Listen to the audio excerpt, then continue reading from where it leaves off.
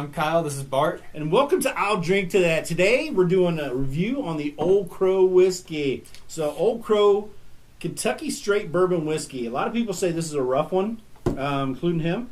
I don't mind it too much. Tell me a little bit about where did Old Crow come from, Kyle? Old Crow. All right, pulling up the Wikipedia here. There's a long story with this one. It seems to go back quite a ways, right? So it's made by Beam Suntory, which also makes Jim Beam, right? So it's made by the same mash bill and yeast used with James Dean. James Dean. Jim Beam. Welcome to Indiana. But aged for a shorter period of time, mixed to a more lenient taste profile. So what that means is they water it down a bit, make it that 40% to sell more. So that's all that stands for. All right. So it was made around 1830s in Frankfort, Kentucky. Frankfort, Kentucky. Down south with y'all. I ain't going to say nothing about it. I'm not going to make fun of Southerners. They're just our neighbors. Yeah, so they're our neighbors. That's right. They're Right on the bottom. So it's made by James C. Crow. He's a Scottish immigrant. So what it seems like is he was kind of this amazing guy who did a lot for whiskey.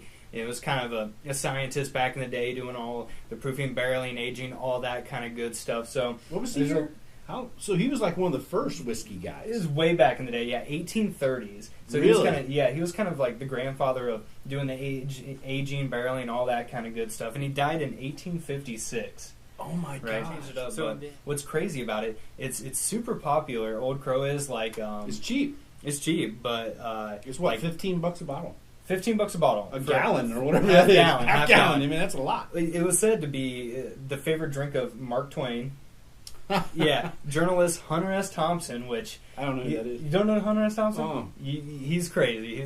He's crazy. Oh yeah, he drank Old Crow. Yeah, probably because of the Old Crow. So we got a lot in common, me and Old Crazy guy. Yeah, a lot in common. So it just seems like it was one of those awesome things where it should have been Old Crow should have been this huge thing, this awesome whiskey, but for some reason, because the name of it, James Crow, he was such a big, influence on the whiskey game and all that stuff that they kind of, I don't know if they didn't treat it too well. I mean, so it's kind of sad. This guy evidently did so much for the whiskeys that we love, the bourbons and the whiskeys. They did so much and kind of got lost in that. Lost in it, yeah. I mean, they named a whiskey after him, but it's a cheap whiskey. Yeah, right? They kind of just took the name and are selling it because of the name. So well, that's why I drink it, dude, because I am paying homage to James Crow. C. Crow, yes. James C. Crow. I'm paying on. That's why I drink your best it. friend, yeah. I don't like it, but I drink it because of him. That's a lie. It's a lie. It's a lie. It's a lie. So okay, so obviously there's a lot of history behind Old Crow. Absolutely. So let's give it a taste and see why it's got. I mean, we've had it before. Yeah. It is a rough whiskey, but we're going to give you what we actually think of it as we're doing it. So let me pour some up for you. Perfect. Here. You ready? Yes, ready. You ready? I can't believe he was that famous of a guy. That right? famous, yeah. It's just kind of sad. It breaks my heart just a little bit, man. I'm not gonna lie, that he kind of got left in the dust. Not a lot of people know this, and it's just kind of. Now his name's just a $9, fifth of whiskey, $15 half gallon whiskey. I think I got more. Yeah, buddy. You know what that means? Yeah, I'll drink it. I ain't got no problem with that. I got no problem drinking it. All right, so Old Crow. What's it supposed to taste like? It's supposed to taste like. Yeah, does it have anything on there that says has whatever? It really doesn't say too much. Butterscotchy, vanilla-y, just kind of your standard bourbon. You're supposed to get that nice wooden barrel taste to it. I don't have. That smells kind of, gosh, man, rubbing alcoholic. Right? Is that a bad word to use when you're drinking something? But do you get that? Rubbing alcohol. It definitely has. It just doesn't have all those other background characters to it. It's just alcohol, so it's kind of straight. Like alcohol. I said, it's supposed to be. It's just watered down to that 40%, 80 proof. So it probably started out like 80% when they watered it to 40. Yeah, right? exactly. So it's really strong stuff. You're missing all of it. Yeah. All right, I'm gonna take a taste, man. See what I taste.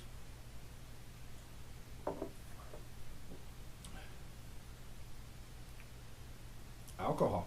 Yeah. Straight alcohol. There's not much. There's not much.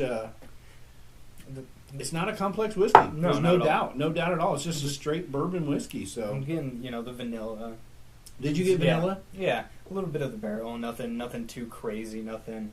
Like I said, I think they watered it down, took all the good flavors out of it, in my opinion. I do get a little bit of that oak barrel. I really do. Yeah. I get it out of it. Not a bunch, but I do get some.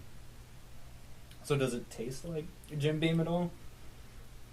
It's aged for a shorter period of time, so it's not as smooth, not as... It's good definitely as not Jim smooth. Beam. Jim Beam, it's been a while since I've had it, Yeah. but I remember Jim Beam having more flavor. Oh, yeah. This is definitely more of just a straight alcohol, which is why I mix it so much. I drink this all the time. It's a cheap bottle of whiskey, and it's one of my go-tos, but I've never really drank it straight. I always mix it with Coke, Diet Coke, and it's not too bad that way. But as straight, I'm just not a fan. I'm not a fan It's straight. just- there's a lot better whiskeys to drink straight.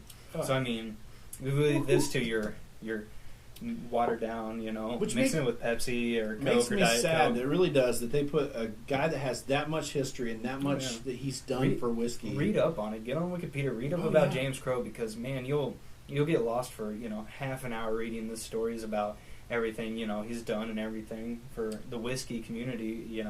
Way back in the day, pretty much pioneering a whole bunch of stuff for it. So it's Pioneer what we love today. The Yeah. whiskeys that we love today. He Absolutely. was a pioneer of that. yeah, It's just too bad. I mean, I'm glad he's got his name on something. at least it's something. I just wish it would have been a more flavorful whiskey. Better whiskey, yeah. I'm going to stick with and like you've seen in my other videos.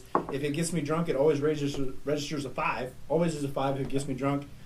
So it will get you drunk. So we Yeah. start at 5, but I'm only going to go to 6, guys. It's just not that good of whiskey. So Yeah, I'm sticking 5. If we're going with his scale, it's definitely a 5. It's nothing to write home about. It's just boring old bourbon. Nothing with an awesome history, right? with an awesome history. Boring old bourbon. Boring old bourbon. I'm Boring from old down bourbon, south, yeah, dude. yeah. It's coming through. It's the So, Kentucky. It's Boring being us. old bourbon with an awesome history, guys. Awesome so I'm history. going to definitely find out more about that. That really interests me. But He was a doctor too.